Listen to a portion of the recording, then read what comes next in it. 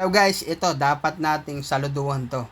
This time si Sir Ryan Asinio, a former 2008 PSBRC and a commando of Class 53. Ayan, nasabugan din po siya ng Granada.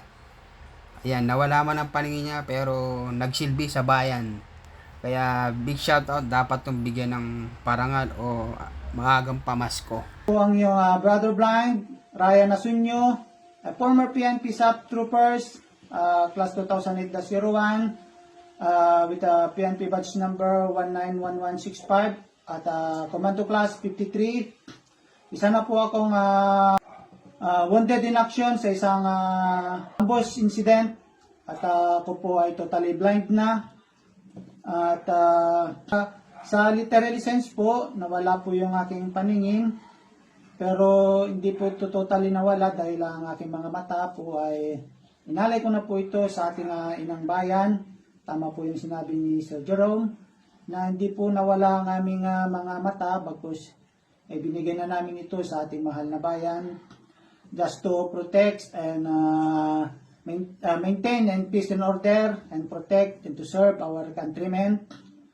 Actually po, kung ako po ay mabigyan man ng pagkakataon na magsilbi po muli sa ating ilang bayan, ay pipiling ko pa rin maging isang SAP troopers kasi ang pagiging SAP troopers po ay nananalaytay na po sa aking dugo. At ika nga sa kasabihan, a SAP is always a SAP. Malaki po naiambag po ang pagiging isang SAP troopers po sa akin dahil dito po ako nahubog. Dito po ako naging malakas at naging matatag. Kaya ako nagpapasalamat dahil ako naging isang SAP troopers. At ngayon po ay nasa 12 years na po akong bulag. Ang tagal na po akong hindi nakapagsuot ng pixelized uniform. Namimiss ko na po.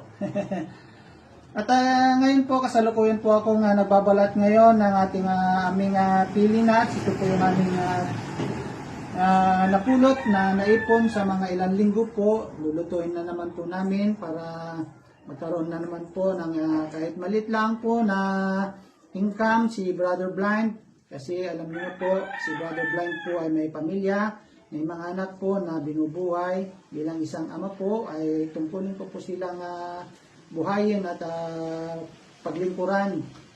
At ako nagpapasalamat dahil kahit papano po sa konting mga kapamaraanan po ito ay nakakatulong po ako sa kanila. Hindi po ako naging pabigat. At kahit maliit na bagay ay nagiging produktibo po ako at nagiging positibo. At ako nagpapasalamat po. At sana po ay marami pong ma-inspired sa mga aking mga kwento.